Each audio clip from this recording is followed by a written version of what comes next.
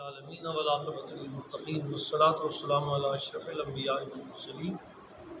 اما بعد فاعوذ باللہ السمیع العلیم من الشیطان الرجیم بسم اللہ الرحمن الرحیم وَلَقَدْ أَرْسَلْنَا نُوحًا وَإِبْرَاهِيمَ وَجَعَلْنَا فِي ذُرِّيَّتِهِمُ النُّبُوَّةَ وَالْكِتَابَ فَمِنْهُمْ مُهْتَدٍ وَكَثِيرٌ مِّنْهُمْ فَاسِقُونَ ثُمَّ قَفَّيْنَا عَلَىٰ آثَارِهِم بِرُسُلِنَا وَقَفَّيْنَا بِعِيسَى ابْنِ مَرْيَمَ وَآتَيْنَاهُ الْإِنجِيلَ وَجَعَلْنَا فِي قُلُوبِ الَّذِينَ اتَّبَعُوهُ رَأْفَةً وَرَحْمَةً وَرَهْبَانِيَّةً ابْتَدَعُوهَا مَا كَتَبْنَاهَا عَلَيْهِمْ إِلَّا ابْتِغَاءَ رِضْوَانِ اللَّهِ فَمَا رَأَوْهَا حَقَّ رِعَايَتِهَا فَآتَيْنَا الَّذِينَ آمَنُوا مِنْهُمْ أَجْرَهُمْ وَكَثِيرٌ مِّنْهُمْ فَاسِقُونَ صدق اللہ مولانا وصلوا علی الحبیب اللہم صل علی سیدنا و مولانا محمد وآلہ وصحبہ وَلَقَدْ أَرْسَلْنَا نُوحًا وَإِبْرَاهِيمَ اور بے شک ہم نے نوح علیہ السلام اور ابراہیم علیہ السلام کو پیغمبر بنا کر بھیجا وَجَعَلْنَا فِي ذُرِّيَّتِهِمُ النُّبُوَّةَ وَالْكِتَابَ اور ہم نے رکھ دی ان کی دونوں کی نسلوں میں نبوت اور کتابیں فَمِنْهُمْ مُهْتَدٍ پس ان میں سے چند تو ہدایت یافتہ ہوئے وَكَثِيرٌ مِّنْهُمْ فَاسِقُونَ اور ان میں سے بہت سے نافرمان ہوئے۔ نبوت ہم نے نوح کو بھی عطا فرمائی،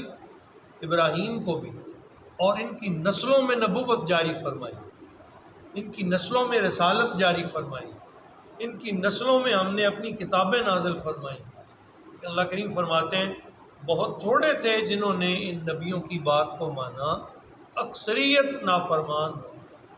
حضور نبی کریم صلی اللہ تعالی علیہ وسلم کو تسلی دینے کے لیے یہ بتایا جا رہا ہے کہ اے میرے حبیب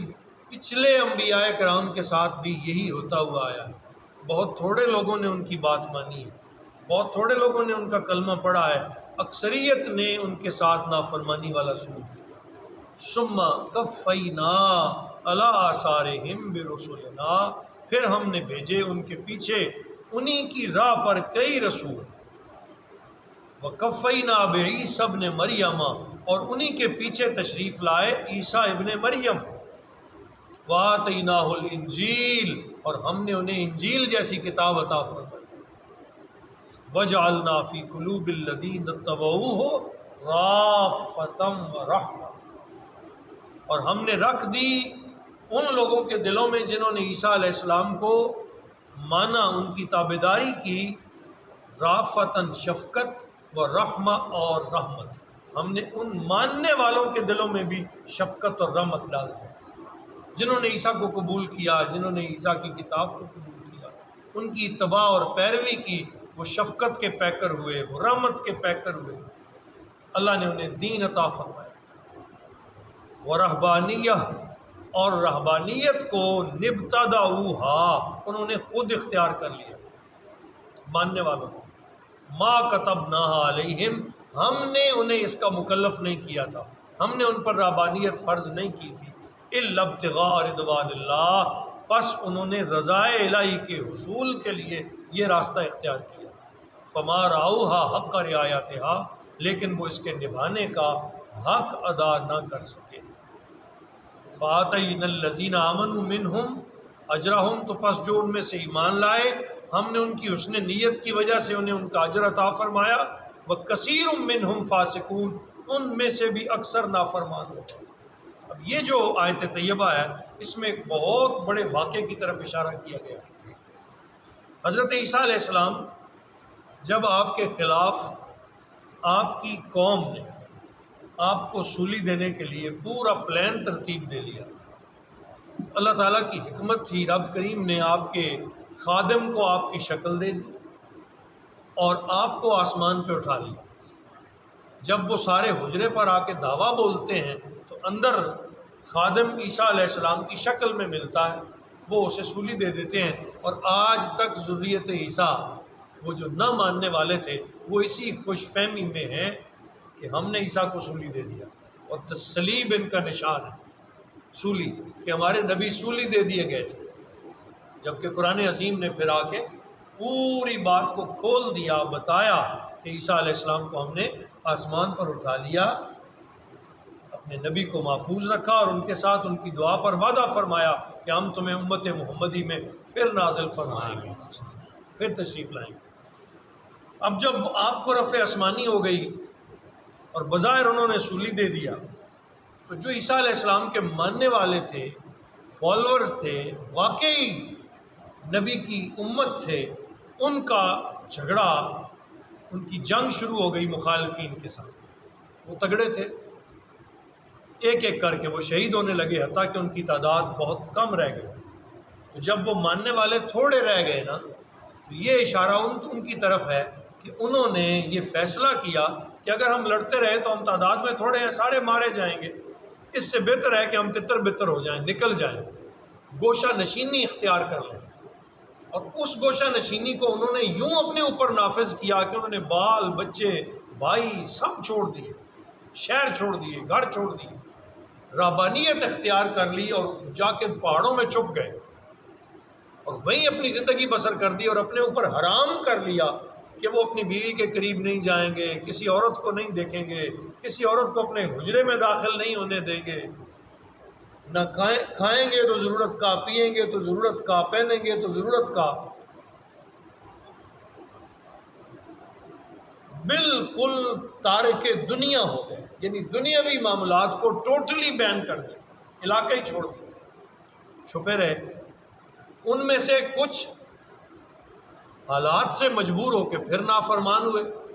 اور بہت تھوڑی تعداد رہ گئی جو حق پر قائم رہے، جن کے بارے میں اللہ کریم فرماتے ہیں فَآتَيْنَا الَّذِينَ آمَنُوا مِنْهُمْ، پس ان میں سے جو ایمان پر قائم رہے ان کی حسن نیت پر اجرہم، اللہ نے انہیں اجر عطا فرمایا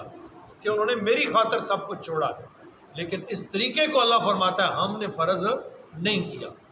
رہبانیت کو ہم نے فرض، آج بھی اگر کوئی ایسا کرے، نبی پاک صلی اللہ علیہ وسلم ارشاد فرماتے ہیں لا رہبانیت فی الاسلام، اسلام میں کوئی رہبانیت نہیں، بلکہ دنیا میں رہ کے دنیا کے ہر شیطان سے مقابلہ کر کے اللہ کو چاہنا، یہ تقوی کی بات ہے۔ دنیا کو طلاق دینا، دنیا سے لا تعلق ہو جانا، یہ اسلام اللہ کی حضور پسندیدہ نہیں ہے کہ کوئی بالکل سب کچھ چھوڑ دے، نہ وہ بالوں میں کنگھی کرے، نہ وہ کپڑوں کا دھیان رکھے، نہ اسے اپنی ہوش ہو، نہ وہ ازدواجی تعلقات پورے کرے، نہ وہ بچوں کا خیال رکھے، نہ وہ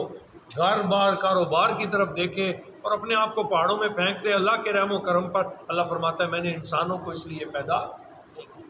بلکہ حقوق مقرر کیے۔ بولیے کیا؟ یہ بات سمجھنے کی، حقوق مقرر فرمائے، بیوی کا حق ہے، بیٹوں کا حق ہے، بھائیوں کا حق ہے، والدین کا حق ہے، رشتہ دار، پڑوسی، بھائی چارے کا حق ہے، مروت کے طریقے مروج، سبھی نبی رحمت صلی اللہ علیہ وسلم کی ساری زندگی۔ کیا حضور نے شادیاں نہیں کی؟ کیا سرکار دو عالم صلی اللہ علیہ وسلم نے معاملات دین و دنیا نہیں فرمائے؟ جو اس زندگی کو اڈاپٹ کرے وہ مومن ہے، جو بالکل چھوڑ کے بھاگے اس کو رہبانیت کہتے ہیں۔ کہا اسلام میں رہبانیت نہیں ہے، اور سابقہ ادیان میں بھی اللہ کی پسندیدہ نہیں تھی۔ فرمایا جا رہا ہے انہوں نے خود اپنے تئیں رہبانیت اختیار کر لی شر سے بچنے کے لیے، لیکن کیا ہوا؟ بہت تھوڑے تھے جو قائم رہ سکے، باقی فاسق ہو گئے۔ کثیر منہم فاسقون، ان میں سے اکثر فاسق ہو گئے، وہ اپنا ایمان کھو بیٹھے،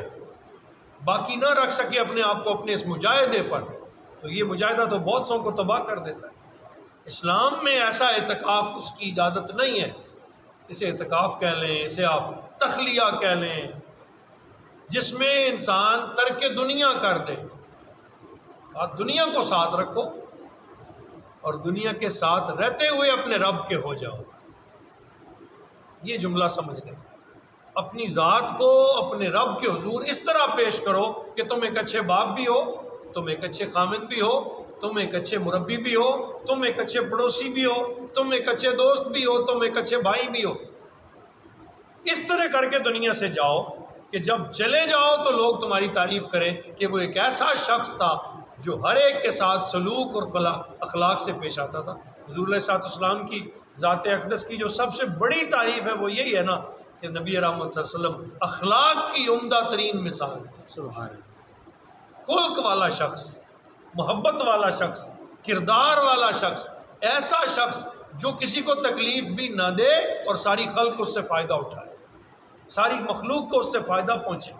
اسے پسند کیا گیا ہے۔ تو کہا انہوں نے خود رہبانیت اختیار کر لی، چاہتے وہ بھی اللہ کی رضا تھے لیکن وہ اس کا حق ادا نہ کر سکے، بس جو ان میں سے مومن ہوئے ان کو اجر مل گیا کہ انہوں نے اللہ کی خاطر سب کچھ چھوڑا تھا۔ لیکن یہ اللہ کا حکم یہاں یہ بتا دیا کہ رہبانیت اللہ کا حکم نہیں ہے۔ یہ ہو سکتا ہے کہ تم کچھ وقت کے لیے اپنے آپ کو بالکل تخلیے میں لے جاؤ تاکہ تمہیں قرب خدا بندی حاصل ہو، لیکن ترک دنیا کے ساتھ نہیں، پھر دنیا میں واپس آؤ اور اپنی سیرت سے، اپنے کردار سے، اپنی خوشبو سے لوگوں کو اپنے قریب کرو۔ اولیاء کرام کا طریقہ یہی ہے، کاملین کا، صلحاء کا، اتقیاء کا طریقہ یہی ہے کہ وہ لوگوں کو اپنے قریب کرتے ہیں اپنے خلق سے، اپنے کردار سے، اپنی سیرت کی خوشبو سے، اور دنیا میں رہتے ہوئے اللہ کے حضور پیش ہو جاتے ہیں اس کردار کے ساتھ کہ ان کے دل میں ذرا برابر بھی شیطانی میل نہیں ہوتی۔ اللہ تعالیٰ ہمیں بھی ایسی زندگیاں نصیب فرمائے، ایسے کردار کی خوشبو عطا فرمائے۔ وما علینا الا البلاغ۔